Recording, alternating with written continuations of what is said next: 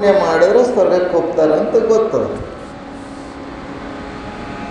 ಹಾಗೆ ಸ್ವರ್ಗ ನರಕಗಳ ಬಗ್ಗೆ ಪುರಾಣಗಳಲ್ಲಿ ಅನೇಕ ರೀತಿಯ ವಿಚಾರಗಳನ್ನು, ದೃಷ್ಟಾಂತಗಳನ್ನು ಕೊಡುವುದ್ರ ಮೂಲಕ ನಿಮ್ಗೆ ಯಾರಿಗಾದರೂ ನರಕ ಅಥವಾ ನರಕದ ಬಗ್ಗೆ ಬೇಕಾಗಿತ್ತಂದರೆ ಗರುಡ ಪುರಾಣ ಓದಬೇಕು. ಗರುಡ ಪುರಾಣದಲ್ಲಿ ಯಾವ ತಪ್ಪುಗಳು ಮಾಡಿದರೆ, ಯಾವ ತಪ್ಪು ಮಾಡ್ತೀವಿ ಜಗತ್ತಿನಲ್ಲಿ, ಅದಕ್ಕೆ ತಕ್ಕಂತೆಯೇ ಯಮಲೋಕದಲ್ಲಿ, ನರಕ ಲೋಕದಲ್ಲಿ ಶಿಕ್ಷೆಗಳನ್ನು ಅನುಭವಿಸ್ಬೇಕಾಗ್ತದೆ. ಸುಳ್ಳು ಹೇಳಿದ್ರು ಒಂದು ಶಿಕ್ಷೆನೇ ಬೇರೆ. ಬಸವಣ್ಣವ್ರು ಹೇಳಿದ್ರು, ಕಲಬೇಡ ಕೊಲಬೇಡ ಹುಸಿಯ ನುಡಿಯಲು ಬೇಡ, ಕಲಬೇಡ ಕೊಲಬೇಡ ಹುಸಿಯ ನುಡಿಯಲು ಬೇಡ, ಮುನಿಯಬೇಡ ಅನ್ಯರಿಗೆ ಅಸಹ್ಯ ಪಡಬೇಡ, ತನ್ನ ಬಣ್ಣಿಸಬೇಡ. ಇವೇನು 7 ಮಾತುಗಳವಲ್ಲ. ನಾವೆಲ್ಲ ಕಳ್ಳತನ ಮಾಡುವುದಾಗಲಿ, ಕೊಲೆ ಮಾಡುವುದಾಗಲಿ, ಸುಳ್ಳು ಹೇಳುವುದಾಗಲಿ, ಅನ್ಯರ ನಿಂದೆ ಮಾಡುವುದಾಗಲಿ, ಮೋಸ ಮಾಡುವುದಾಗಲಿ, ಮುಂದೆ ಚಲೋ ಅನ್ನೋದು ಹಿಂದೆ ತೆಗೊಳ್ಳೋದಾಗಲಿ, ಇವುಗಳನ್ನೆಲ್ಲಕ್ಕೆ ಒಂದೊಂದು ಶಿಕ್ಷೆ ಅದಾವ ಮೇಲೆ. ಗೊತ್ತಿಲ್ಲ, ಯಾಕೆ ನಾವಂತೂ ನೋಡಿಲ್ಲ, ನೋಡಿ ಅಂತೂ ಬಂದಿಲ್ಲ. ಪುರಾಣ ಪ್ರವಚನಗಳ ಮೂಲಕ, ನಮ್ಮ ಧರ್ಮಶಾಸ್ತ್ರಗಳ ಮೂಲಕ, ನಮ್ಮಲ್ಲಿ ಧರ್ಮಶಾಸ್ತ್ರದ ನಂಬಿಕೆ ಇದೆ, ಹೌದಲ್ಲ ಬಸವಣ್ಣ?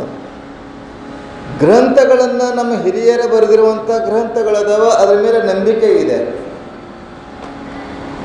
ನಂಬಿಕೆ ಮೇಲೆ ಈ ಪ್ರಪಂಚ ನಡೀತಾ ಇದೆ, ನಂಬಿಕೆ ಮೇಲೆ ದೇವರಿದ್ದಾನೆ, ನಂಬಿಕೆ ಮೇಲೆ ಇದೆಲ್ಲ ನಡೀತಾ ಇದೆ. ಜಗತ್ತೇ ನಂಬಿಕೆ ಮೇಲೆ ಇದೆ. ನಂಬಿಕೆಯೇ, ವಿಶ್ವಾಸವೇ ಆ ಭಕ್ತಿ, ಅದನ್ನೇ ಭಕ್ತಿ ಅಂತ. ನಾವು ಎಲ್ಲ ಹುಟ್ಟಿನಿ, ಎಲ್ಲೋ ಬೆಳೆದೀನಿ, ಬಂದು ಇಲ್ಲಿ ನಿಮ್ಮೂರಾಗ ಪ್ರವಚನ ಮಾಡಗತ್ತೀನಿ ಅಂದ್ರೆ ನಿಮ್ಮ ಮೇಲೆ ನಂಬಿಕೆ ಇರೋದ್ರಿಂದ ಇಲ್ಲಿ ನಾ ಇಲ್ಲಿ ಕುತ್ಕೊಂಡು ಪ್ರವಚನ ಮಾಡಗತ್ತೀನಿ ರೀ ಸ್ವಾಮಿಗಳ. ನಂಬಿಕೆ ಇಲ್ಲ ನನಗೆ ಇವ್ರು ಏನಾದ್ರು ಮಾಡ್ರಿ, ಹೆಂಗೆ ನಾವು ಒಬ್ಬನೇ ಬಂದೀನಿ.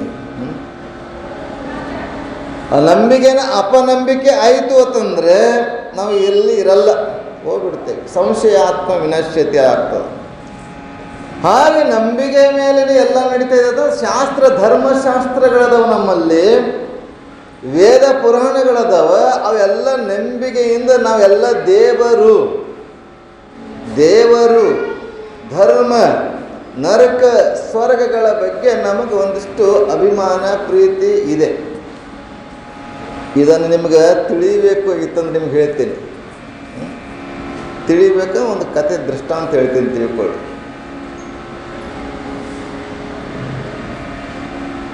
ಯಾವುದೋ ಗಲ್ಲಿ ಒಳಗೆ ಏನು ಒಬ್ಬ ಕಳ್ಳ ಬಂದನ. ಅಲ್ಲಿ ನಾಯಿ ಆ ಕಳ್ಳಗೆ ಬೊಗಳದಾಗತ್ತೈತಿ. ಅರ್ಥ ಮಾಡ್ಕೋಬೇಕು. ಯಾವುದೋ ಗಲ್ಯಾಗ ಕಳ್ಳ ಬಂದನ, ಆ ಕಳ್ಳ ನೋಡಿ ನಾಯಿ ಬಗಳಾಗತ್ತದ. ಇಲ್ಲಿರುವಂಥ ನಮ್ಮ ಗಲ್ಲಿ ಒಳಗಿರುವಂಥ ನಾಯಿ ವಿಚಾರ ಮಾಡ್ತದ, ನಮ್ಮ ಜಾತಿಯವನು, ನಮ್ಮ ಕುಲದವನು ಅಲ್ಲಿ ಬೊಗಳಾಗತ್ತಾನಂದ್ರೆ ಅಲ್ಲಿ ಏನೋ ಆಗೈತೆ ಅಂತ ಈ ನಾಯಿ ಬೊಗಳಕ್ಕೆ ಶುರು ಮಾಡ್ತದೆ. ಅರ್ಥ ಆಗ್ತದಲ್ಲ? ಹಾಗೆ ವಿಚಾರ ನಮ್ಮಲ್ಲಿ ಹಿರಿಯರು, ನಾನು ಆಯತಂದಲ್ಲ ದೃಷ್ಟಾಂತ ಕಣ್ಣಿಗೆ ಕಾಣುವಂಥದ್ದು ಹೇಳಿದೆ. ಪರಮಾತ್ಮನ ನಾವು ದೇವರು ನೋಡಿಲ್ಲ, ಜಡೆದನ, ಗಂಗೆದಳ, ಚರ್ಮಾಂಬರದರ, ನಂದಿ ವಾಹನ ಅಂತ ಎಲ್ಲ ನಾವು ಕಲ್ಪನೆಯಿಂದ ಕೂಡಿರುವಂಥವ್ರು ನಮ್ಮ ಹಿರಿಯರು ಹೇಳ್ಕೊಂಡು ಬಂದಿದ್ದಾರತ್ತಂದರೆ ಅಲ್ಲಿ ಬಗಳತಕ್ಕಂಥ ನಾಯಿಯನ್ನು ನೋಡಿ ನಾಯಿ ಬಗಳತಂದ್ರೆ ನಮ್ಮ ಹಿರಿಯರು, ನಮ್ಮ ಪೂರ್ವಜರು, ನಮ್ಮ ಋಷಿ ಮುನಿಗಳು ಹೇಳಿರುವಂಥ ಮಾತುಗಳು ನಾವು ಯಾಕೆ ಒಪ್ಕೋಬಾರ್ದು? ಅದಕ್ಕೆ ಒಪ್ಕೊಂಡೆ ನಾವು ಈ ದೇವರು ದಿಂಡ್ರು ಪೂಜೆ ಮಾಡ್ತಾ ಇರ್ತೇವೆ. ಹಾಗೆ ಧರ್ಮಶಾಸ್ತ್ರಗಳು ನಮಗೆ ಸ್ವರ್ಗ ನರಕದ ಕಲ್ಪನೆಯನ್ನು ಕೊಡ್ತಾವತ್ತಂದ್ರೆ ನಾವು ಒಂದಿಷ್ಟು ತಪ್ಪು ದಾರಿಯನ್ನು ಹೋಗಬಾರ್ದು. ತಪ್ಪು ದಾರಿ ಹೋಗ್ತೇವೆ. ವ್ಯಾಪಾರ ಮಾಡೋವಂಥವ್ರು ಏನು ಹೇಳ್ತಾರೆ ನಿಮಗೆಲ್ಲ ಗೊತ್ತಿದೆ.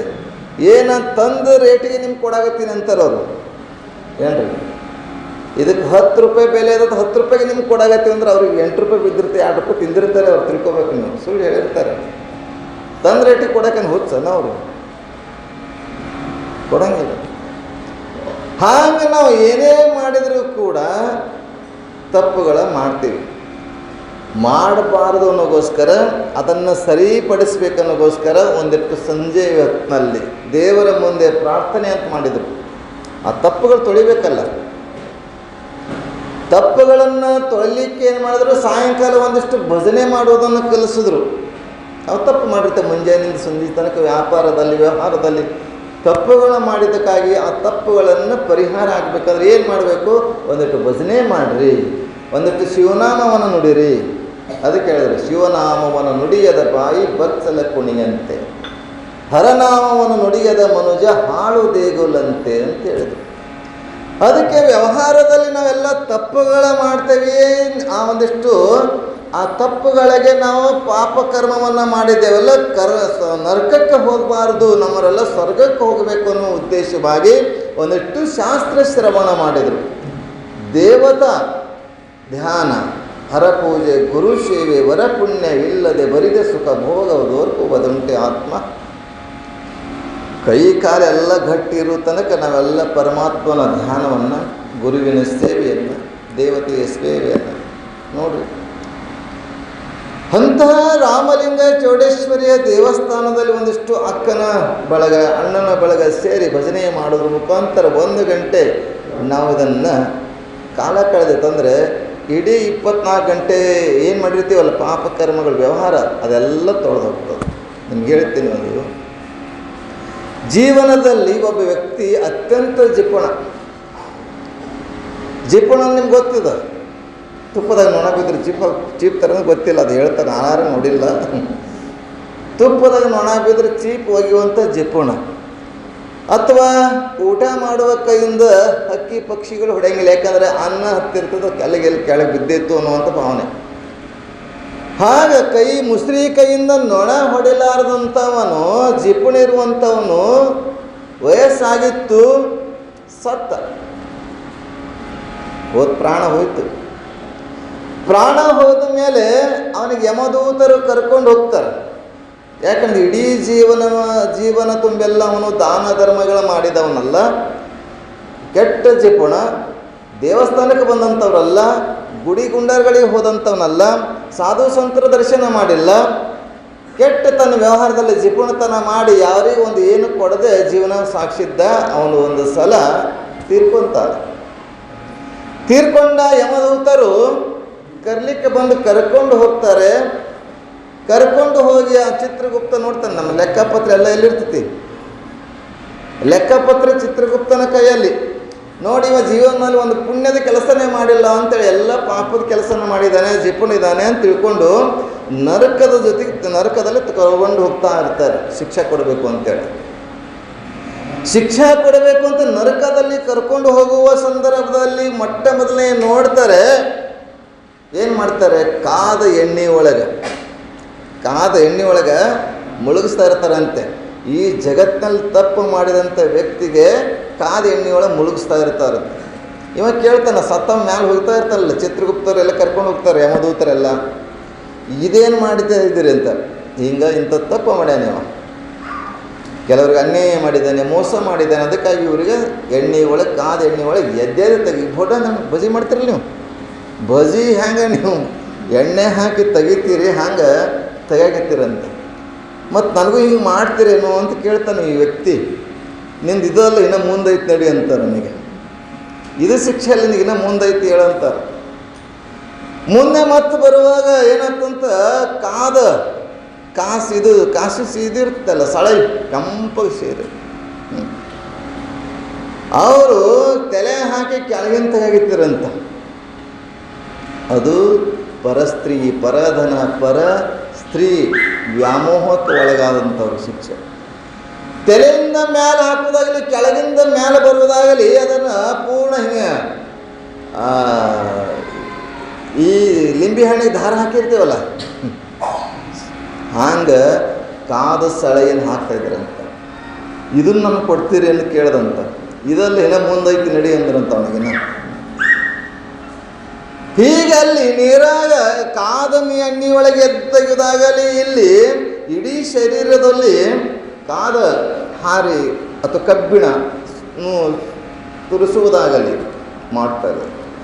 ಮುಂದೆ ಹಿಂಗೆ ಹೋಗ್ಬೇಕಾದ್ರೆ ಎಲ್ಲ ಜೀವಿ ಜಂತುಗಳು ಮನುಷ್ಯರು ಜೀವಿಗಳೆಲ್ಲ ಹೊಲಸು ಮಾಡಿರ್ತಾರಲ್ಲ, ಮಲ ಅಂದ್ರೆ ಹೊಲಸು. ಆ ಮಲದಲ್ಲಿ ಮಲಮೂತ್ರಗಳಿಂದಿರ್ತಕ್ಕಂಥ ಕುಂಡದಲ್ಲಿ ಎದ್ದೆದ್ದು ತೆಗ್ತಿದ್ರಂತೆ, ಎದ್ದೆದ್ದು. ಅದು ನೋಡಿ ಭಯ ಆಯ್ತು. ಅಲ್ಲಿ ಹ್ಯಾಂಗ, ಇಲ್ಲಿ ಹಿಂಗೆ, ಇದು ಹಿಂಗೆ. ಯಾಕೋ ಎಷ್ಟೋ ನರಕಗಳಿದ್ದಾವೆ. ನರಕ ಒಂದೇ ರೀತಿ ನರಕಿಲ್ಲ. ಪಂಚಮಹಾಪಾತಕ ಅಂದ್ರೆ ಬಸವಣ್ಣನವರು.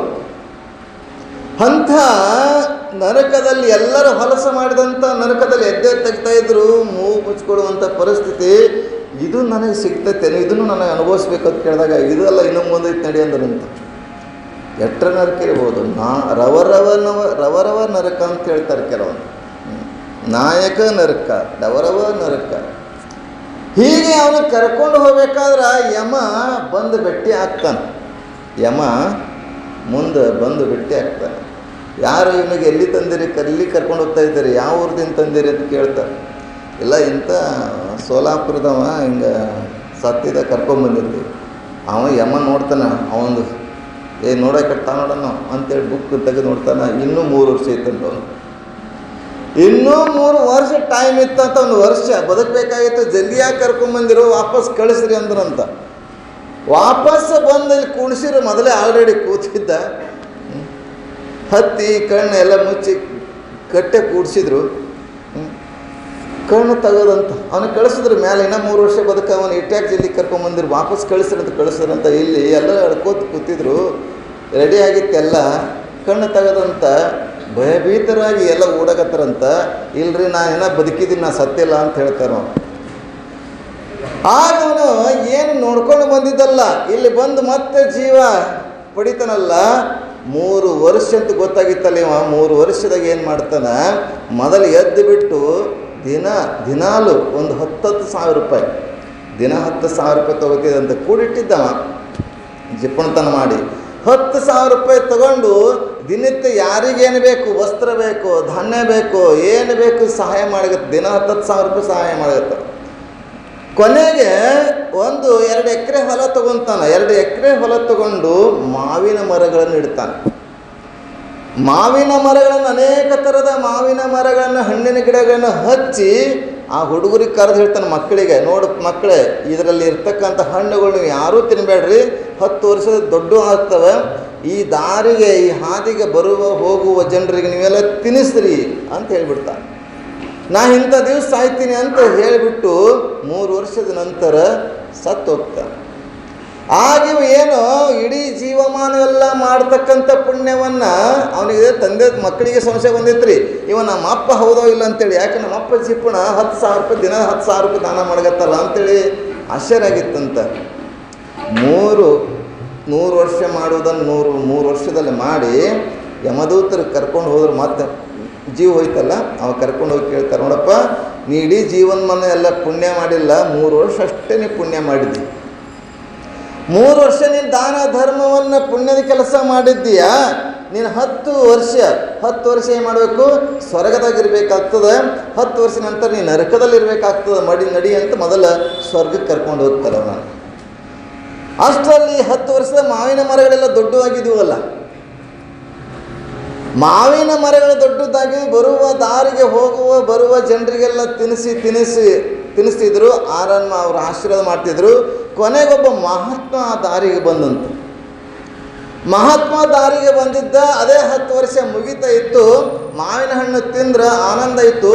ಈ ಮಾವಿನ ಮರಗಳನ್ನು ನೆಟ್ಟಿದಂಥ, ಈ ಮಾವಿನಗಳನ್ನು ಯಾರು ಬೆಳೆಸಿದಾರಲ್ಲ ಅವನು ಯಾವಾಗಲೂ ಸದಾ ಸ್ವರ್ಗದಾಗಿರಲಿ ಅಂತ ಆಶೀರ್ವಾದ ಮಾಡಿದಂಥ. ಸ್ವರ್ಗದಾಗ ಇನ್ನೇನು ಕರೆಯಕ್ಕೆ ಬಂದಿದ್ರಲ್ಲ ಯಮದೂತರು, ಅದು ಅಂದುಕೊಳ್ಳಿ, ಇಲ್ಲಿ ಕೆಳಗೆ ಒಂದಿರ್ತಾನೆ, ಅಂದುಕೊಳ್ಳಿ ಸದಾ ಸ್ವರ್ಗದಾಗ ಇರಂಗೆ ಆದಂತ. ಇದು ಪುಣ್ಯದ ಕೆಲಸ. ಹೀಗೆ ಪುಣ್ಯವನ್ನು ಮಾಡಿದ ಮಾತ್ರ ಸ್ವರ್ಗಕ್ಕೆ ಹೋಗ್ತೇವೆ, ಪಾಪ ಕಾರ್ಯವನ್ನು ಮಾಡಿದರೆ ನರಕಕ್ಕೆ ಹೋಗ್ತೇವೆ. ಅದಕ್ಕೆ ಪುಣ್ಯಸ್ಯ ಫಲಂ ಇಚ್ಛಂತಿ ಪುಣ್ಯಂ ನ ಕುರುವಂತಿ ಮಾನವ, ಪಾಪಸ್ಯ ಫಲಂ ನ ಇಚ್ಛಂತಿ ಪಾಪಂ ಕುರುವಂತಿ ಯತ್ನತ. ಪುಣ್ಯದ ಫಲವನ್ನು ಬಯಸ್ತೇವೆ, ಆದರೆ ಪುಣ್ಯವನ್ನು ಮಾಡುವುದಿಲ್ಲ. ಯಾರೋ ಒಂದು ನೋಡ್ತಾರೆ, ಯಾರೋ ಕಾಯಿ ಹೊಡಿತಾರೆ, ನಾವು ಕಾಯಿ ಹೊಡಿಯೋದದ. ಯಾರೋ ಊದಿನ ಕಡ್ಡಿ ಹಚ್ತಾರೆ, ನಾವು ಊದಿನ ಕಡ್ಡಿ ಹಚ್ತದ. ನಿಮ್ಮ ಕಡೆ ಇಲ್ಲ, ನಮ್ಮ ಕಡೆ ಇರಗತ್ತೀನಿ ನಾನು. ಮತ್ತು ನಿಮ್ಮ ಕಡೆ ತಿಳ್ಕೊಂಡ್ರಿ ಯಾಕೆ ಮತ್ತೆ ಹೋಗುವ ಬಿಡಂಗಿಲ್ಲ, ಯಾಕೋ ಸ್ವಾಮಿಗಳು ನಮ್ಮೆಲ್ಲ ಹೇಳ್ತೀರಿ ಎಲ್ಲ ಅಂತೀರಿ ನೀವು. ಹಾಗೆ ನಾವು ನೋಡಿ ಮಾಡುವಂಥದ್ದಲ್ಲ. ದಾಸಿಮಯ್ಯನವರು ಅವತಾರ ಆಗಬೇಕಾಗಿತ್ತಂದ್ರೆ ನೋಡಿ ಕೇಳಿ ಭಕ್ತಿ ಮಾಡುವಂಥ ಗರ್ಭದಲ್ಲಿ ಅವ್ರು ಜನಿಸುವುದಿಲ್ಲ. ನಿಮಗೆಲ್ಲ ಗೊತ್ತಿದೆ, ಕಲಬುರಗಿ ಜಿಲ್ಲೆಯ ಸುರಪುರ ತಾಲೂಕು ಆಗ ಮುದನೂರು ಮುದವಾದಂಥ ನೀರನ್ನು ಇರುವುದಕ್ಕಾಗಿ ಅದು ಮುದ ನೀರು ಅಂತ, ಮುದನೂರು ಹೆಸರು ಹೆಂಗಾಗೈತೆ ನೋಡ್ರಿ.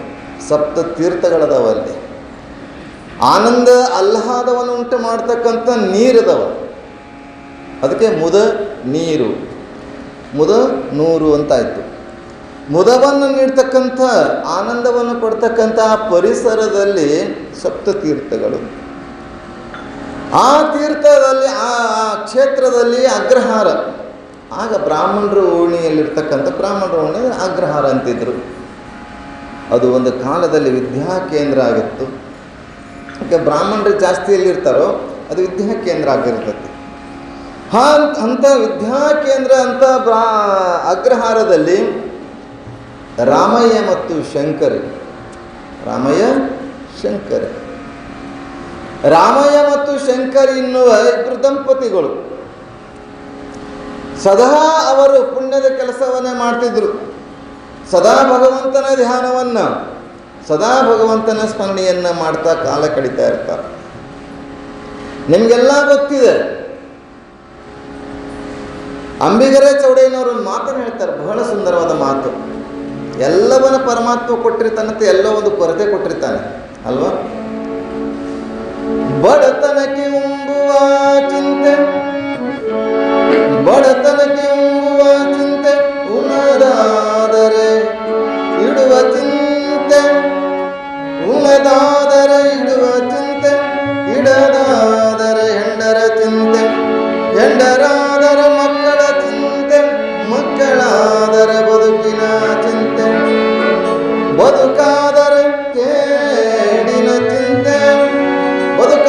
ಕೇಡಿನ ಚಿಂತೆ, ಬಡತನಕ್ಕೆ ಉಂಬುವ ಚಿಂತೆ, ಉಂಡರ ಇಡುವ ಚಿಂತೆ, ಇಡದಾದರೆ ಹೆಂಡರ ಚಿಂತೆ, ಹೆಂಡರಾದರೆ ಮಕ್ಕಳ ಚಿಂತೆ, ಮಕ್ಕಳಾದರೆ ಬದುಕಿನ ಚಿಂತೆ, ಬದುಕಾದರೆ ಕೇಡಿನ ಚಿಂತೆ.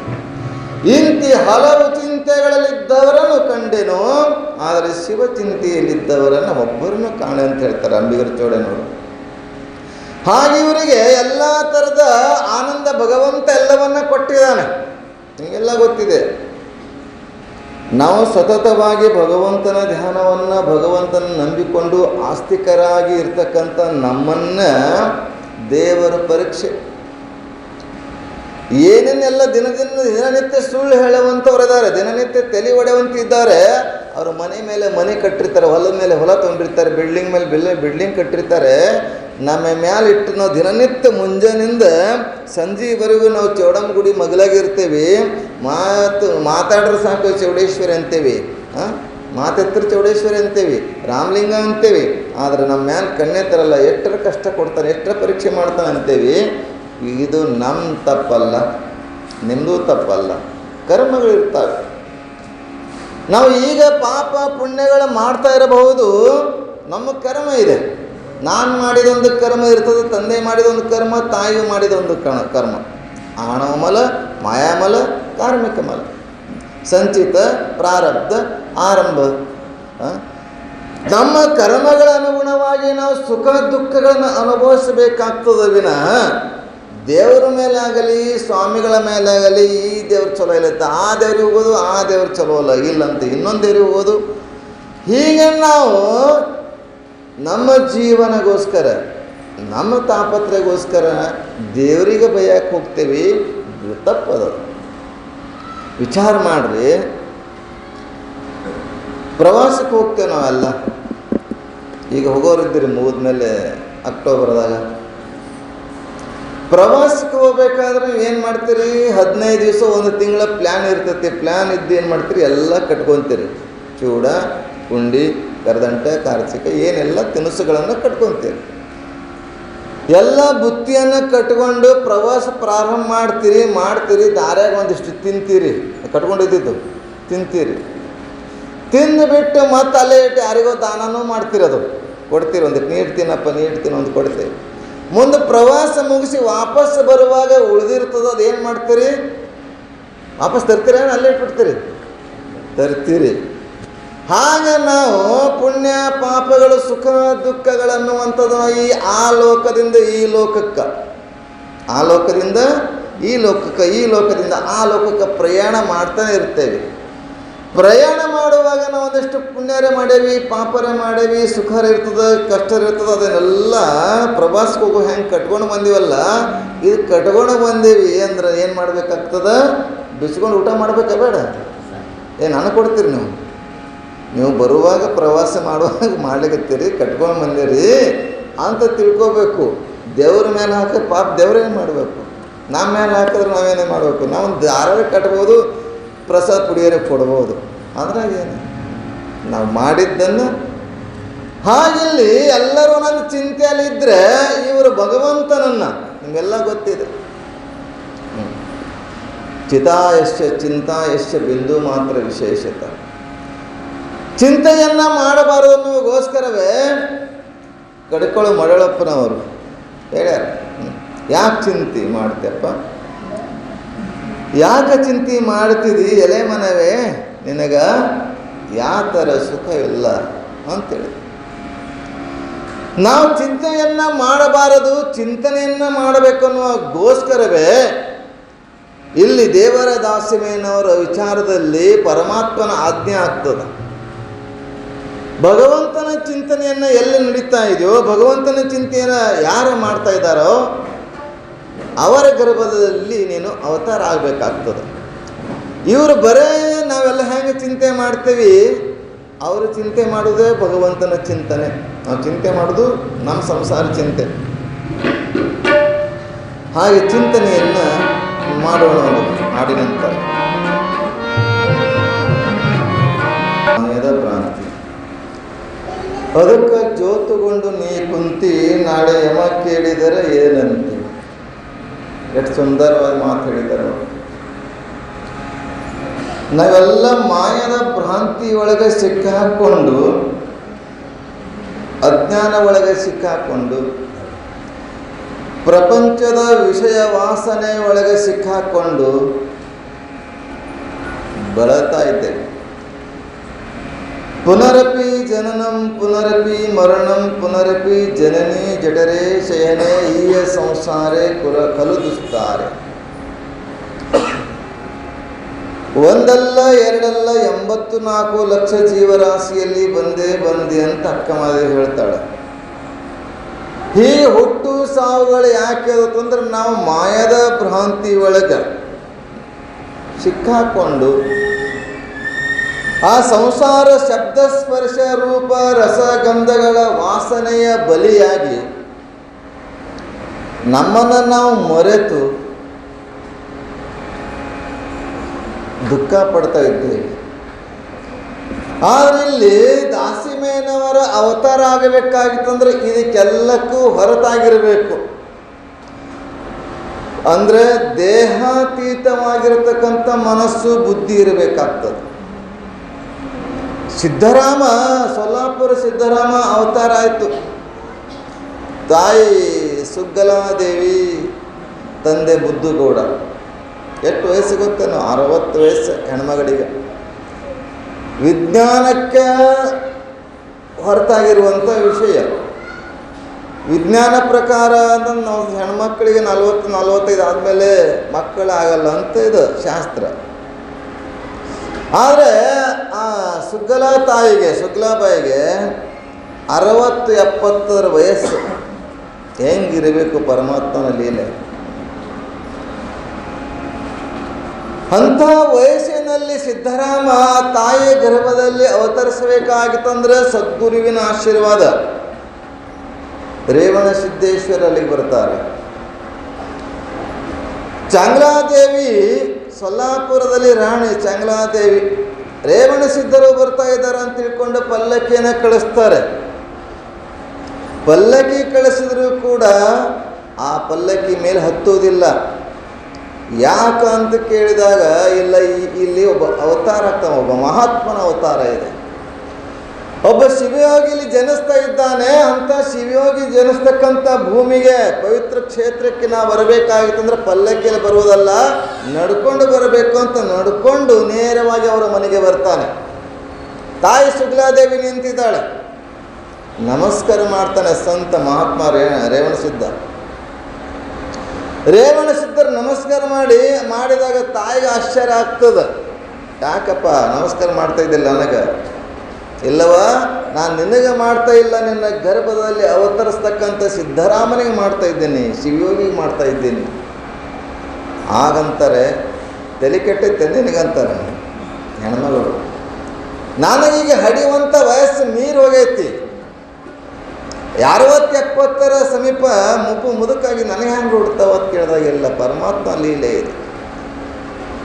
ಅವನ ಆಶೀರ್ವಾದದಿಂದ ಅವತಾರ ಆಗ್ತದೆ, ಸಿದ್ಧರಾಮನ ಅವತಾರ ಆಗ್ತದೆ. ಹಾಗಿಲ್ಲಿ ಮಹಾತ್ಮರ ಅವತಾರ ಬಸವಣ್ಣ ಆಗಲಿ, ಅಲ್ಲಮ ಪ್ರಭು, ಚನ್ನಬಸವಣ್ಣ, ಸಿದ್ಧರಾಮ, ಅಕ್ಕ ಮಹಾದೇವಿ, ರೇವಣ ಸಿದ್ಧ ಶಿವಶರಣರು, ಹಿಪ್ಪರಗಿಯ ಶರಣ ಶಿವಲಿಂಗೇಶ್ವರು, ಇವರೆಲ್ಲ ಅವತಾರ ಆಗಬೇಕಾಗಿತ್ತಂದ್ರೆ ಗರ್ಭ, ಪವಿತ್ರವಾದಂಥ ಗರ್ಭ ಇರಬೇಕು. ಕಲ್ಮಶವಾಗಿರ್ತಕ್ಕಂಥ ತುಂಬಿರ್ತಕ್ಕಂಥ ಹೃದಯದಲ್ಲಿ ಅವರು ಹುಟ್ಟುವುದಿಲ್ಲರಿ. ನಾವು ಸಾಮಾನ್ಯವಾಗಿ ನಾವು ಕೂತ್ಕೊಳ್ಬೇಕಾಗಿತ್ತಂದ್ರೆ ನಾವು ಜಾಗ ನೋಡಿ ಕೂತ್ಕೊತೀವಿ, ಹೊಲಸದ ಸ್ವಚ್ಛದ ಅಂತೇಳಿ. ಆ ಮಹಾತ್ಮನ ಅಂಶವನ್ನು ಅಲ್ಲಿ ಬೆಳಿಬೇಕಾಗಿತ್ತಂದ್ರೆ ಶುದ್ಧಿ ಐತೋ ಇಲ್ಲ ಅಂತ ನೋಡಿ ಕೂತ್ಕೋಬೇಕಾಗ್ತದೆ. ಹಾಗಿಲ್ಲಿ ತಂದೆ ತಾಯಿಗಳಾದಂಥವರು ರಾಮಯ್ಯ, ಶಂಕರಿ, ಎಂಥ ಪವಿತ್ರ ಆತ್ಮರು ಇವರೆಲ್ಲ. ಗಂಡ ಶಿವಲಿಂಗ ದೇವರ ಭಕ್ತ, ಹೆಂಡತಿ ಮಾರಿಮಸಣೆಯ ಭಕ್ತ. ಗಂಡ ಕೊಂಬುದು ಪಾದೋದಕ ಪ್ರಸಾದ, ಹೆಂಡತಿ ಕೊಂಬುದು ಸೂರ್ಯ ಮಾಂಸ. ಭಾಂಡ ಭಾಜನ ಶುದ್ಧವಿಲ್ಲದವರ ಮನಸ್ಸು ಹೆಂಡದ ಮಡಿಕೆ ಹೊರಗೆ ತೊಳೆದಂತೆ. ನಿಮಗಿದು ಹೇಳಬೇಕಾಗಿತ್ತಂದ್ರೆ ಗಂಡ ಹೆಂಡತಿ ಹೆಂಗಂದ್ರೆ ಗಂಧ ತೀಡಿದಂಗಿರ್ಬೇಕಂತ. ಗಂಡ ಹೆಂಡತಿ ಅಂದ್ರೆ ನಮ್ಮ ದಾಸವೇನರು ಹೇಳ್ತಾರೆ, ಸತಿಪತಿಗಳೊಂದಾದ ಭಕ್ತಿ ಹಿತವಾಗಿಪ್ಪುದು ಶಿವಂಗೆ. ಸತಿಪತಿಗಳೊಂದಾಗದವನ ಭಕ್ತಿ ಅಮೃತದೊಳು ವಿಷ ಬೆರೆದಂತೆ. ಹೆಂಗಿರ್ಬೇಕಂದ್ರೆ ಒಂದಾಗಿರಬೇಕು. ಗಂಡ ಶಿವಲಿಂಗ ದೇವರ ಭಕ್ತ ಆದರೆ, ಹೆಂಡತಿ ಮಾರಿ ಬಸಣೆಯ ಭಕ್ತಿ ಆದರೆ ಅದು ಸಂಸಾರ ಅಂತಾರೆ. ಕೆಲವರು ಹೇಳ್ತಾರೆ ಗಂಡ ಹೆಂಡತಿ ಅಂದ್ರೆ ಒಂದು ನನ್ನದ ಎರಡು ಮುಖಗಳು ಅಂತ ಹೇಳ್ತಾರೆ. ಒಂದು ನನ್ನದ ಎರಡು ಮುಖಗಳು ಅಂತಂದ್ರೆ ಆ ಮುಖಗಳು ಒಂದು ಸಲನೂ ಹಿಂಗೆ ನೋಡಿರಂಗಿಲ್ಲ. ಅದು ಅಲ್ಲ, ತಪ್ಪನ್ನಿಸ್ತುತ್ತೆ. ಹೌದಲ್ರಿ? ಒಂದು ಅಣ್ಣಕ್ಕೆ ಎರಡು ಮುಖ ಅಂದ್ರೆ ಇದು ಇತ್ತಾಗಿರ್ತದೆ, ಇತ್ತಾಗಿರ್ತದೆ. ಎರಡು ಒಂದು ಸಲ ಅದು ನೋಡಿಲ್ಲ. ಬಂಡಿ ಎರಡು ಚಕ್ರಗಳಂತೆ ಹೇಳಬಹುದು. ಯಾಕಂದ್ರೆ ಸಮವಾಗಿ ಸಂಸಾರವನ್ನು ಸಮವಾಗಿ ನಡೆಸಿಕೊಂಡು ಹೋಗುವಂಥದ್ದಾಗಬೇಕು. ಇಲ್ಲಿ ಗಂಡ ಹೆಂಡತಿ ರಾಮಯ್ಯ ಮತ್ತು ಶಂಕರಿಯವರು ಸದಾ ಪರಮಾತ್ಮನ ಧ್ಯಾನವನ್ನು, ಗುರುಲಿಂಗ ಜಂಗಮರ ಆರಾಧನೆಯನ್ನು ಮಾಡ್ತಾ ಅಲ್ಲಿರ್ತಕ್ಕಂಥ ಕ್ಷೇತ್ರದ ಅಧಿದೇವನಾಗಿರುವಂಥ ರಾಮನಾಥನನ್ನು, ರಾಮಲಿಂಗೇಶ್ವರನನ್ನು ನೋಡಿ. ನಮ್ಮ ರಾಮಲಿಂಗ ಚೌಡೇಶ್ವರಿ ಅಂತ ನೇಕಾರ ಸಮಾಜದ ಕುಲಗುರು, ಕುಲದೇವತೆ ಅನ್ನೋದಕ್ಕೆ ಹೆಚ್ಚಿನ ಇತಿಹಾಸ ಪೂರ್ವ ತಂದರೆ ನಮಗೆ ಅದೇ ಸಿಗ್ತದೆ. ದಾಸಿಮೇನವರ ಕಾಲದಲ್ಲಿಗಿಂತ ಹಿಂದೆ ಅಲ್ಲಿ ರಾಮನಾಥ, ರಾಮಲಿಂಗ ಮತ್ತು ಚೌಡೇಶ್ವರಿ ದೇವಸ್ಥಾನ ಇರುವುದು. ಸಿಗಂದೂರು ಚೌಡೇಶ್ವರಿ ಯಾವಾಗಿತ್ತೋ ಗೊತ್ತಿಲ್ಲ, ಆದರೆ ಮೂಲತಃ ಸಾವಿರಾರು ವರ್ಷಗಳ ಹಿಂದಿರ್ತಕ್ಕಂಥದ್ದು ಅಂತಂದರೆ ಮುದನೂರು ಕ್ಷೇತ್ರ. ಅದು ನೋಡಿ ನಾವು ನೇಕಾರ ಸಮಾಜದ ಮೂಲ ರಾಮಲಿಂಗ ಚೌಡೇಶ್ವರಿ ಇರಬಹುದು ಅಂತ ನಾವು ತಿಳಿಬೋದು. ಅವ್ರ ಜೊತೆಗೆ ದೇವಾಂಗ ಪುರಾಣ ಅಂತ ಐತಿ. ದೇವಾಂಗ ಪುರಾಣದಲ್ಲಿ ಕೂಡ ರಾಮಲಿಂಗ ಚೌಡೇಶ್ವರಿನೇ ಇದೆ. ಅದರಲ್ಲಿ ಕೂಡ ಅಂದರೆ ಶಿವ ಮತ್ತು ಶಕ್ತಿಯನ್ನು ಆರಾಧನೆ ಮಾಡ್ತಕ್ಕಂಥವ್ರು ನಾವೆಲ್ಲ ವೀರಶೈವ ಲಿಂಗಾಯತರು ಅಂತ ತಿಳ್ಕೊಬೇಕು. ಶಿವ ಅಂತಂದ್ರೆ ಲಿಂಗ, ಪಾರ್ವತಿನೇ ಚೌಡೇಶ್ವರಿ. ಹೀಗೆ ಪಾರ್ವತಿ ಚೌಡೇಶ್ವರ ರೂಪವಾಗಿ ಶಿವಲಿಂಗ ರೂಪವಾಗಿರುವುದರಿಂದ ಶಿವಶಕ್ತಿಯನ್ನು ಜೊತೆಗೆ ಪೂಜಿಸುವಂಥವರು ನಾವೆಲ್ಲ ವೀರಶೈವ ಲಿಂಗಾಯತರು ಅನ್ನುವಂಥದ್ದು. ಹಾಗೆ ನಾವೆಲ್ಲ ಏನಾಯಿತು ಅದನ್ನು ವಿಶೇಷವಾಗಿ ವೀರತ್ವದಿಂದ ವಿಶೇಷವಾಗಿ ಅದು ಬಿಟ್ಟರೆ ಇನ್ನೊಂದಿಲ್ಲ ಅನ್ನುವಂಥ ಪೂಜೆ ಮಾಡ್ತಾಯಿದ್ರೆ ಅದೇ ಅಂದರೆ ಶಕ್ತಿ ವಿಶಿಷ್ಟ ಅದ್ವೈತ ಆಗ್ತದೆ. ವಿಶೇಷದಿಂದ ಪೂಜೆ ಮಾಡ್ತಕ್ಕಂಥದ್ದು ದ್ವೈತ, ಅದ್ವೈತ, ವಿಶಿಷ್ಟ ಅದ್ವೈತ, ಶಕ್ತಿ ವಿಶಿಷ್ಟ ಅದ್ವೈತ ಹಿಂಗೆ ಬರ್ತವೆ ಶಾಸ್ತ್ರದಲ್ಲಿ. ಹಾಗೆ ಶಕ್ತಿಯನ್ನು ಸಮೇತವಾಗಿ ಪೂಜಿಸುವಂಥವ್ರು ಶಕ್ತಿ ವಿಶಿಷ್ಟ ಅದ್ವೈತ. ಅದನ್ನು ವೀರತ್ವ ಗಣಾಚಾರ ಅಂತ ನಮ್ಮ ಶರಣ ತತ್ವದಲ್ಲಿ ಗಣಾಚಾರ ಅಂತಿದೆ, ಶಿವವೀರಶೈವದಲ್ಲಿ ಗಣಾಚಾರ ಅಂತಿದೆ. ಅಂದರೆ ಈ ಮಡಿವಾಳ ಮಾಚಿದೇವನ ನೋಡಿರೋ ಫೋಟೋ ನೀವು, ಮಡಿವಾಳ ಮಾಚಿದೇವನಲ್ಲಿ ಯಾವಾಗಲೂ ಖಡ್ಗ ಇರ್ತಿತ್ತು, ಖಡ್ಗ ವೀರಗಂಟಿ ಮಡಿವಾಳ ಅಂತ ಹೇಳ್ಬಿಟ್ಟಿದ್ರು. ಅಂದರೆ ಯಾರು ಶಿವನ ನಿಂದೆಯನ್ನು, ಯಾರು ಲಿಂಗದ ನಿಂದೆಯನ್ನು, ಯಾರು ರುದ್ರಾಕ್ಷಿ ನಿಂದೆಯನ್ನು, ಯಾರು ಭಸ್ಮದ ನಿಂದೆಯನ್ನು, ಯಾರು ದೇವರ ನಿಂದೆಯನ್ನು ಮಾಡ್ತಾರೋ ಅವರಿಗೆ ಕತ್ತರಿಸಿ ಹಾಕುವಂಥವನ್ನೇ ಗಣಾಚಾರ್ಯ ಅಂತ. ನಮ್ಮ ಸರಳ ಶಾಸ್ತ್ರದಲ್ಲಿ ಏನಿದೆ ಅಂತಂದರೆ, ನೋಡಪ್ಪ ನಮಗೆ ಕೇಳೋಕ್ಕಾಗಲ್ಲ, ಇಲ್ಲಿ ಗುರು ನಿಂದೆ ನಡೀತಾ ಇದೆ, ದೇವತಾ ನಿಂದೆ ನಡೀತದೆ ಅಂದರೆ ನಾವು ಕತ್ತರಿಸೋಕ್ಕೆ ನಮ್ಮಲ್ಲಿ ಶಕ್ತಿ ಇಲ್ಲ ಅಂತಂದರೆ ಅಲ್ಲಿಂದ ಎದ್ದು ಹೋಗೋದು ಒಳ್ಳೆಯದು ಅಂತ ನಮ್ಮ ಶಾಸ್ತ್ರ. ಇವರು ನನಗೆ ಬೇಡ, ಗುರೇ ಸ್ವಾಮಿಗಳು ನನಗೆ ಬೇಡಾಗೈತಿ ಅಂದರೆ ಏನು ಮಾಡಬೇಕು ಅಂದ್ರೆ ಅವ್ರು ಹೊಡೆಯಂಗಿಲ್ಲ, ಅವ್ರಿಗೇನೋ ಅನ್ನಂಗಿಲ್ಲ, ಅವ್ರಿಂದ ದೂರ ಹೊಚ್ಚಗಡೆ ಹೋಗಿ ಕೂತ್ರೆ ಇತ್ತು, ಮುಗಿದೋಯ್ತು. ಇದು ಅನುಕೂಲ ಸಿಂಧು, ಇದು ಜ್ಞಾನ ಸಿಂಧು. ಬೇಡ, ನಾವು ಅವ್ರಿಗೆ ಅಂದು ನಮ್ಮ ಬಾಯಿ ಹೊಲಸು ಮಾಡ್ಕೊಳ್ಳೋಕ್ಕಿಂತ, ನಾವು ನಮ್ಮ ಪಾಪ ಕಟ್ಕೊಳ್ಳೋದಕ್ಕಿಂತ ಒಂದು ಅದರಿಂದ ದೂರ ಇದ್ರೆ ಒಳ್ಳೆಯದಲ್ಲದ ಅಂತೇಳಿ ಶರಣ ತತ್ವ ಧರ್ಮ ಏನಿದೆ ಅಂತಂದರೆ ದೂರ ಇರಬೇಕು ಅಂತ ಹೇಳ್ತದೆ. ಹಾಗೆಲ್ಲಿ ಅಷ್ಟಾವರಣಗಳನ್ನು, ಪಂಚಾಚಾರಗಳನ್ನು, ಶಟಸ್ಥಲಗಳನ್ನು ಅನುಸರಿಸಿಕೊಂಡು ತಾಯಿ ತಂದೆಗಳಿಬ್ಬರು ಅಂದರೆ ರಾಮಯ್ಯ ಶಂಕರಿಯವರು ನೋಡಿ, ಬನಶಂಕರಿನೂ ಕೂಡ ಅಲ್ಲಿಂದ ಬಂತು. ರಾಮಯ್ಯ ಶಂಕರಿ, ಬನಶಂಕರಿ, ಶಂಕರಮ್ಮ ಅಂತ ಹೆಂಗೆ ಬಂತಲ್ಲ, ಅಲ್ಲಿಂದನೂ ಕೂಡ ನಾವು ನೋಡ್ತೇವೆ. ಇತ್ತೀಚೆಗೆ ಬನಶಂಕರಿ ಮನೆ ದೇವರು ಅನ್ಕೊಂಡಿದ್ದೆ. ಮೂಲತಃ ಕುಲದೇವತೆ ಅಂದರೆ ರಾಮಲಿಂಗ ಚೌಡೇಶ್ವರಿ, ನಂತರದಲ್ಲಿ ಇದು ಬಂದಿರಬಹುದು ಅಂದ್ಕೊಳ್ತೇವೆ. ಅಂತಹ ದಂಪತಿಗಳು ಅತ್ಯಂತ ಶ್ರದ್ಧಾಭಕ್ತಿಯಿಂದ ಸದಾ ಪರಮಾತ್ಮನ ಧ್ಯಾನವನ್ನು ಮಾಡುತ್ತಾ, ಸದಾ ಪರಮಾತ್ಮನ ಗುಣಗಾನವನ್ನು ಮಾಡುತ್ತಾ ಕಾಲ ಕಳೀತಾ ಇರ್ತಾರೆ. ಎಲ್ಲವನ್ನ ಕೊಟ್ಟಿರ್ತಾನೆ ಪರಮಾತ್ಮ, ಎಲ್ಲರಿಗೂ ಒಂದೊಂದು ಚಿಂತೆ ಇರ್ತದೆ. ಆದರೆ ಅವರಿಗೆಲ್ಲ ಪರಮಾತ್ಮ ಒಂದು ಚಿಂತೆ ಕೊಟ್ಟಿರ್ತಾನೆ. ಎಲ್ಲ ಚಿಂತೆಯನ್ನು ಪರಿಹಾರ ಮಾಡುವಂಥವ್ರಲ್ಲ, ಪ್ರತಿಯೊಬ್ಬರಿಗೂ ಒಂದು ಚಿಂತೆ ಇದ್ದೇ ಇರ್ತೈತಿ, ಯಾವುದೇ ತಿಳ್ಕೊಳ್ರಿ ನೀವು. ಅದಕ್ಕೆ ಅಂಬಿಗರ ಚೌಡನವರು ಮಾತು ಹೇಳಿದೆ, ಬಡತನಕ್ಕೆ ಉಂಬುವ ಚಿಂತೆ ಅಂತ ಹೇಳಿದೆ. ಬಡತನ ಆಯ್ತು ಊಟ ಮಾಡೋ ಚಿಂತೆ, ಉಣಾಕ ಇಡಾಕ ಸಿಕ್ಕರೆ ಏನಾಗ್ತೈತಿ, ಇಡೋದು ವಿಚಾರ ಮಾಡ್ತೇವೆ, ಇಡೋದು ಚಿಂತೆ ಮಾಡ್ತೇವೆ. ಇಡೋದು ಚಿಂತೆ ಅಂದರೆ ಮುಂದೆ ಹೆಂಡ್ರು ಮಕ್ಕಳು ಚಿಂತೆ ಮಾಡ್ತೇವೆ, ಹೆಂಡ್ರು ಮಕ್ಕಳ ಹತ್ರ ಅದು ವಿದ್ಯಾಭ್ಯಾಸ ಚಿಂತೆ ಮಾಡ್ತೇವೆ. ಹಾಗೆ ಅವ್ರಿಗೆ ಈ ಚಿಂತೆಗಳಿರಲಿಲ್ಲ. ಮದುವೆಯಾಗಿ ಹಲವಾರು ವರ್ಷಗಳಾಗಿತ್ತು. ಕೇವಲ ನಿನ್ನ ಹಿಂದಿನ ಕಾಲದ ನೋಡ್ರಿ, ಋಷಿ ಮುನಿಗಳು ಸಂಸಾರಿಗಳು, ಶರಣರು ಸಂಸಾರಿಗಳು, ಸಂತರು ಸಂಸಾರಿಗಳು, ದಾಸರು ಸಂಸಾರಿಗಳು. ಈಗಿನ ಸ್ವಾಮಿಗಳು ಸಂಸಾರ ಇಲ್ಲಂದ್ರೆ ಸಂಸಾರಕ್ಕಿಂತ ಹೆಚ್ಚು ಆಸೆಗಳದವ್ರು. ಅದಕ್ಕೆ ಸಂಸಾರಿಗಳಾಗಿದ್ರೂ ಕೂಡ ವಾರ, ತಿಥಿ, ಯೋಗ, ನಕ್ಷತ್ರಗಳಿದ್ದಾಗ ಒಂದು ಸಲ ಅಷ್ಟೇ ಗಂಡ ಹೆಂಡತಿಯಾಗಿರ್ತಿದ್ರು. ಅದಕ್ಕಾಗಿ ಅಂಥ ಜ್ಞಾನಿ ಪುತ್ರಗಳು ಹುಡ್ತಿದ್ರು. ಜ್ಞಾನಿಗಳು ಹುಟ್ಟಬೇಕಾಗಿತ್ತಂದರೆ ಇಂಥ ನಕ್ಷತ್ರಗಳನ್ನಿದ್ದಾವೆ, ವಾರ ಇದೆ, ತಿಥಿ ಇದೆ. ನಾವು ಮನೆಗೆ ಒಳ್ಳೆ ಕೆಲಸ ಮಾಡಬೇಕಾದ್ರೆ, ಮನೆ ಕಟ್ಟಬೇಕಾದ್ರೆ, ಭೂಮಿ ಪೂಜೆ ಮಾಡಬೇಕಾದ್ರೆ ವಾರ, ತಿಥಿ, ನಕ್ಷತ್ರ ನೋಡಂತ ಗುರುಲಿಂಗಯ್ಯ ಸ್ವಾಮಿಗಳು ಹೇಳ್ತೇವೆ. ಗಂಡ ಹೆಂಡತಿ ಒಂದಾಗುವುದನ್ನು ಕೂಡ ಆ ತಿಥಿ ಅದರ. ಅಂಥ ತಿಥಿಯಲ್ಲೇ ಸೇರಿದ್ರೆ ನಿಮ್ಗೆ ಎಂಥದ್ದು ಬೇಕು, ಹೆಣ್ಣು ಬೇಕು, ಗಂಡು ಬೇಕು, ಜ್ಞಾನಿ ಪುತ್ರ ಬೇಕು, ದಡ್ಡ ಬೇಕು ಅಂತ ಸಂಕಲ್ಪ ಮಾಡಿ ನೀವು ಒಂದಾದ್ರೆ ಅಂಥ ಮಕ್ಕಳು ಹುಡ್ತಾವೆ. ಶಾಸ್ತ್ರ ಅದು ಇಲ್ಲಂತೆಲ್ಲ, ಅದಕ್ಕೂ ಧರ್ಮಶಾಸ್ತ್ರ ಇದೆ. ಬ್ರಹ್ಮಚಾರ್ಯ ವ್ರತವನ್ನು ಕೇವಲ ಸನ್ಯಾಸಿಗಳು ಆಚರಿಸುವಂಥದ್ದಲ್ಲ, ಗೃಹಸ್ಥರು ಕೂಡ ಬ್ರಹ್ಮಚಾರ್ಯ ವ್ರತವನ್ನು ಆಚರಿಸಬೇಕು ಅಲ್ವಾ. ಇದೆಲ್ಲವನ್ನು ಮನುಸ್ಮೃತಿ, ಯಾಜ್ಞವಲ್ಕ ಸ್ಮೃತಿ, ಹಲವಾರು ಧರ್ಮ ಗ್ರಂಥಗಳು ಹೇಳ್ತಾ ಇರ್ತವೆ. ಹೀಗೆ ಇವರು ಬ್ರಹ್ಮಚಾರಿಗಳ ವ್ರತವನ್ನು ಮಾಡೋದ್ರ ಜೊತೆಗೆ ಪರಮಾತ್ಮನ ಚಿಂತನೆಯನ್ನು ಮಾಡ್ತಾಯಿದ್ರು. ಅವರಿಗೊಂದು ಕೊರತೆ ಏನಿತ್ತಂದರೆ, ಸಮಾಜದಲ್ಲಿ ಏನಿದೆ, ಬಂಜ ಇದ್ದಂಥವರಿಗೆ ಗೌರವ ಇಲ್ಲ ಅನ್ನುವಂಥದ್ದು. ಅಪುತ್ರಸ್ಯ ಗತಿರ್ನಾಸ್ತಿ. ಧರ್ಮಶಾಸ್ತ್ರ ಏನು ಹೇಳ್ತಂತ ಕೇಳಿದ್ರೆ ಅಪುತ್ರಸ್ಯ ಗತಿರ್ನಾಸ್ತಿ ಅಂತ ಒಂದು ಮಾತು ಇದೆ ಮಹಾಭಾರತದಲ್ಲಿ. ಅಪುತ್ರಸ್ಯ ಗತಿರ್ನಾಸ್ತಿ ಅನ್ನುವಂಥದ್ದು ನಮಗೆ ಹೆಂಗೆ ಬೇಕೋ ಹಂಗೆ ಅರ್ಥವನ್ನು ಮಾಡ್ಕೊಳ್ತೇವೆ. ಮಕ್ಕಳಿಲ್ಲದವರಿಗೆ ಮುಕ್ತಿ ಇಲ್ಲ ಅಂತ ಒಂದು ಕಡೆ, ಮಕ್ಕಳಿಲ್ಲದವರಿಗೆ ಮುಕ್ತಿ ಇಲ್ಲ. ಮತ್ತು ಮಕ್ಕಳು ಹುಟ್ಟುವತ್ತಂದ್ರೆ ಅನಾಥಾಶ್ರಮಕ್ಕೆ ಸೇರಿಸಿದ್ರೆ ಮುಕ್ತಿ ಹೆಂಗೆ ಸಿಗ್ತತಿ ಅಂತ ಮಕ್ಕಳಿದ್ರೆ ಏನ್ರಿ ಬಸವಣ್ಣವ್ರ?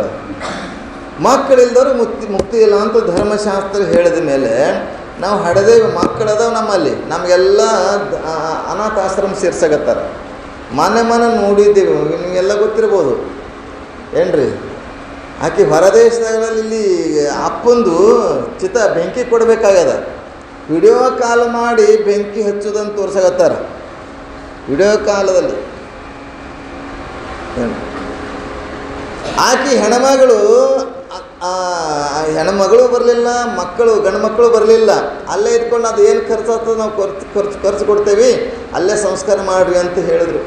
ಪಾಪ ಮಗಳು ನೋಡೋಣ ಚಿತಿ ಹ್ಯಾಂಗೆ ಕೊಡ್ತಾರೆ, ಬೆಂಕಿ ಹ್ಯಾಂಗೆ ಕೊಡ್ತಾರೆ ಅಂತ ವಿಡಿಯೋ ಕಾಲ್ ಮಾಡಿ ನೋಡ್ತಾಳೆ ಮಗಳು. ಯಾವಾಗ ಮುಗಿತೈತಿ ಇದು, ನನಗೆ ಹಸುವೆಗದು ಊಟ ಮಾಡ್ಬೇಕಂತಾಳಂತ ಮಗಳು. ಇಂಥ ಮಕ್ಕಳಿದ್ರೆ ಮುಕ್ತಿ ದೊರೀತೈತೇನು ಅಂತ. ಅದಕ್ಕೆ ಧರ್ಮಶಾಸ್ತ್ರದ ಪ್ರಕಾರ ನಾವು ಆಧ್ಯಾತ್ಮಿಕವಾಗಿ ವಿಚಾರ ಮಾಡಿದರೆ ಪುತ್ರ ಇಲ್ಲದ ಅವರಿಗೆ ಮುಕ್ತಿ ಇಲ್ಲ ಅಂತಂದರೆ ನಾವು ಗುರುಪುತ್ರ ಆಗಿರಲಿಲ್ಲ ಅಂದ್ರೆ ಮುಕ್ತಿ ಇಲ್ಲ ಅಂತ ನಾವು ತಿಳ್ಕೋಬೇಕು. ಏನು, ನಾವು ಗುರುಪುತ್ರನಾಗಲಿಲ್ಲ ಅಂದ್ರೆ ಮುಕ್ತಿ ಇಲ್ಲ. ನಮಗೆ ಜನ್ಮಗಳು ಎರಡಿದಾವೆ. ಒಂದು ಗುರುವಿನ ಹಸ್ತದಲ್ಲಿ ಒಂದು ಜನ್ಮ ಆಗ್ತದೆ, ಒಂದು ತಂದೆ ತಾಯಿಯ ಉದರಿಂದ ಒಂದು ಜನ್ಮ ಆಗ್ತದೆ. ಅದಕ್ಕೆ ಗುರುಪುತ್ರ ಆಗಬೇಕು. ಗುರುಪುತ್ರ ಆದರೆ ನಮ್ಮ ಮುಕ್ತಿ ಎನ್ನುವಂಥದ್ದು ಒಂದು ಕಡೆ. ಹಾಗಿಲ್ಲಿ ಇವರಿಗೆ ಎಲ್ಲನೂ ಇದೆ, ಮಕ್ಕಳಿದ್ದಿದ್ದಿಲ್ಲ, ಬಂಜೆತನ ಕಾಡ್ತಾ ಇತ್ತು. ಆ ಬಂಜೆತನ ನಿಮಗೆಲ್ಲ ಗೊತ್ತಿದೆ. ಅದನ್ನು ಹಾಡು ತೆಗೀರಿ ಇತ್ತಂತ. ಅದನ್ನು ಬಂಜೆ ಬಾಗಿಲ ಮುಂದೆ ಅಂಜೂರಿ ಗಿಡ ಹುಟ್ಟಿ ಟಂಗಿಗಳಿಗೆ ಗಿಳಿ ಕುಂತು ನುಡಿತಾವ ಬಂಜೆ ದಿನ ಬದುಕು ಹೆರವರಿಗ. ಬಂಜೆತನದ ಇದ್ದರೆ ಅವ್ರ ಕೈಯಾಗ ನಾವು ಮಕ್ಕಳು ಕೊಡಂಗಿಲ್ಲ ರೀ. ನಮ್ಮ ಮಕ್ಕಳಿಗೆ ಏನಾರ ಆದಾಯ್ತು ಅಂತ ಬಂಜೆತನವನ್ನು ಮಕ್ಕಳಿಲ್ಲ ಅನ್ನುವಂಥ ಕಾಡ್ತಾ ಇತ್ತು. ಇಲ್ಲಿ ಈಕೆ ಕಾಡ್ತಾ ಇತ್ತು, ಅಲ್ಲಿ ಪರಮಾತ್ಮ ಅವನೊಂದು ಚಿಂತೆ. ಈ ಅಮರಗಣ ಎಲ್ಲಿ ಜನಿಸಬೇಕು ಅನ್ನುವಂಥದ್ದು ಅವನಲ್ಲಿ ಮೇಲೆ ಸೂಚನೆ ಕೊಡ್ತಾ ಇದ್ದಾನೆ. ಇಲ್ಲಿ ಈಕೆ ಬಂಜೆತನ ಕಾಡ್ತಾ ಇದೆ. ಆ ಸಂದರ್ಭವನ್ನು ನಾವು ನೋಡ್ತೇವೆ ಪದ್ಯದ ಮುಖಾಂತರ. ಕೈಲಾಸದಲ್ಲಿರ್ತಕ್ಕಂಥ ಶಿವನ ಒಡ್ಡೋಲಗದಲ್ಲಿ ಪರಮಾತ್ಮ ಮತ್ತು ಅನೇಕ ಋಷಿಮುನಿಗಳು, ದೇವತಾಗಣಗಳು ಎಲ್ಲ ಕೂತಿದ್ದಾರೆ. ಅಲ್ಲಿಗೆ ನಾರದ ಮಹರ್ಷಿಗಳು ಹೋಗಿದ್ದಾರೆ. ನಾರದ ಮಹರ್ಷಿಗಳಂತಾರೆ, ಈ ಲೋಕದಲ್ಲಿ ಸೃಷ್ಟಿ ಮಾಡಿರ್ತಕ್ಕಂಥ ಈ ಲೋಕದಲ್ಲಿ ದೇವತೆಗಳೆಲ್ಲ ಜನರೆಲ್ಲ ನಿನ್ನನ್ನು ಮರೆತಿದ್ದಾರೆ, ದೇವತಾ ಸ್ಮೃತಿಯನ್ನು ಮಾಡ್ತಿದ್ದಾರೆ.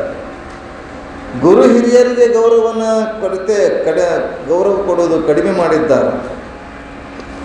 ಅದಕ್ಕಾಗಿ ಆ ಧರ್ಮವನ್ನು ಸ್ಥಾಪನೆಗೋಸ್ಕರ ತಾವು ಅವತರಿಸಬೇಕು ಅಂತ ಕೇಳಿದಾಗ ಆ ಪರಮಾತ್ಮನ ಸನ್ನಿಧಿಯಲ್ಲಿರ್ತಕ್ಕಂಥ ಅಮರಗಣಾಧೀಶನೊಬ್ಬ ನೀನು ಅವತಾರ ತೊಡಲೇಬೇಕು ಅಂತ ಕೇಳಿದಾಗ ಆಗ ಅಮರಗಣ ಕೇಳ್ತಾನೆ, ಎಲ್ಲಿ ಜನಿಸಬೇಕು, ನನಗೆ ಪುಣ್ಯವಾದಂಥ ಗರ್ವ ಯಾವುದಿದೆ ಅನ್ನುವಂಥದ್ದನ್ನು ಹೇಳಬೇಕೆಂದಾಗ ಪರಮಾತ್ಮ ಹೇಳ್ತಾನೆ, ಇಂತಹ ಕರ್ನಾಟಕ ದೇಶ ಎನ್ನುವಂಥ ಒಂದು ದೇಶದಲ್ಲಿ ರಾಜ್ಯದಲ್ಲಿ ಮುದನೂರು ಅನ್ನುವಂಥ ಪಟ್ಟಣ ಇದೆ. ಸಗರನಾಡು ಕ್ಷೇತ್ರ ಮುದನೂರು ಪಟ್ಟಣ ಕಲಬುರಗಿ ಜಿಲ್ಲೆಯ ಸುರಪುರ ತಾಲೂಕಿನ ಆ ವ್ಯಾಪ್ತಿಯಲ್ಲಿರ್ತಕ್ಕಂಥ ಈ ಮುದನೂರು ಗ್ರಾಮ. ಆ ಗ್ರಾಮದಲ್ಲಿ ಸದಾನಂದ ಸೇವೆಯನ್ನು ಮಾಡ್ತಕ್ಕಂಥ, ಸದಾನಂದ ಸ್ಮರಣೆಯನ್ನು ಮಾಡ್ತಕ್ಕಂಥ ಇಬ್ಬರು ಸತಿಪತಿಗಳಿದ್ದಾರೆ. ಸತಿಪತಿಗಳೊಂದಾದ ಭಕ್ತಿ ಹಿತವಾಗಿಪ್ಪುದು ಶಿವಂಗೆ ಎನ್ನುವ ಹಾಗೆ ಸತತವಾಗಿ ನನ್ನ ಧ್ಯಾನವನ್ನು ಮಾಡುತ್ತಾ, ನನ್ನ ಚಿಂತನೆಯನ್ನು ಮಾಡುತ್ತಾ ಸದಾ ಮಕ್ಕಳಿಗಾಗಿ ಚಿಂತನೆಯನ್ನು ಮಾಡ್ತಾ ಇದ್ದಾರೆ. ಅವರ ಪವಿತ್ರವಾದ ಗರ್ಭದಲ್ಲಿ ಜನಿಸಬೇಕು ಅಂತ ಅಪ್ಪಣೆ ಪಡ್ತಾನೆ. ಪರಮೇಶ್ವರನ ಅಪ್ಪಣೆಯಂತೆ ಆ ಅಮರ ಗಣಾಧೀಶ ಈ ಭೂಲೋಕಕ್ಕೆ ಬರ್ತಾನೆ. ಭೂಲೋಕವನ್ನು ಸುತ್ತುತ್ತಾ ಬಂದು ಇಂದಿನ ಯಾದಗಿರಿ ಜಿಲ್ಲೆಯ ಹುಣಸಗಿ ತಾಲೂಕಿನ ವ್ಯಾಪ್ತಿಯಲ್ಲಿರ್ತಕ್ಕಂಥ ಕೆಂಬಾವಿ ಹೋಬಳಿಯ ಸಮೀಪದಲ್ಲಿರುವಂಥ ಮುದನೂರು ಗ್ರಾಮಕ್ಕೆ ಬಂದು ನೋಡ್ತಾನೆ ಅವರ ಚೈತನ್ಯ. ಆ ಚೈತನ್ಯವನ್ನು ಇವರು ಆ ರಾಮನಾಥನ ಮೇಲೆ ಭಕ್ತಿಯನ್ನು ಮಾಡ್ತಾ ಇರ್ತಾರೆ. ಆ ರಾಮನಾಥನ ಭಕ್ತಿಯನ್ನು ಮಾಡುವ ಸಂದರ್ಭದಲ್ಲಿ ಈ ಕಡೆ ರಾಮನಾಥನ ಶಿರದ ಮೇಲಿರ್ತಕ್ಕಂಥ ಹೂವು ಅವರಿಗೆ ಆಶೀರ್ವಾದ ರೂಪದಲ್ಲಿ ಬೀಳ್ತಾ ಇರೋದನ್ನು ನೋಡಿ, ಅದೇ ಸಂದರ್ಭದಲ್ಲಿ ಇವನ ಚೈತನ್ಯವನ್ನು, ಸಾತ್ವಿಕ ಕಳೆಯನ್ನು, ಅಮರ ಗಣಾಧೀಶನ ಆ ಚೈತನ್ಯವನ್ನು ಇವರ ಗರ್ಭವನ್ನು ಪ್ರವೇಶ ಮಾಡ್ತದೆ. ಹೀಗೆ ಗರ್ಭವನ್ನು ಪ್ರವೇಶ ಮಾಡಿ ಆ ಹೂವು ಬೀಳ್ತಾ ಇರುವುದನ್ನು ನೋಡಿದಾಗ ಅವರಿಗೆ ಶುಭ ಸೂಚನೆಯನ್ನು ಸಿಕ್ಕಂತಾಯಿತು. ನಮ್ಮ ಹಲವಾರು ದಿವಸದ ಕನಸನ್ನು ನೆನಸಾಯಿತು ಅನ್ನುವಂಥದ್ದನ್ನು ಇಟ್ಕೊಂಡು ಆ ಇಬ್ಬರು ಗಂಡ ಹೆಂಡತಿ ಅತ್ಯಂತ ಶ್ರದ್ಧಾಭಕ್ತಿಯಿಂದ ದೇವರ ಸ್ಮರಣೆಯನ್ನು ಮಾಡಿಕೊಂಡು ಮನೆಗೆ ಬರ್ತಾರೆ.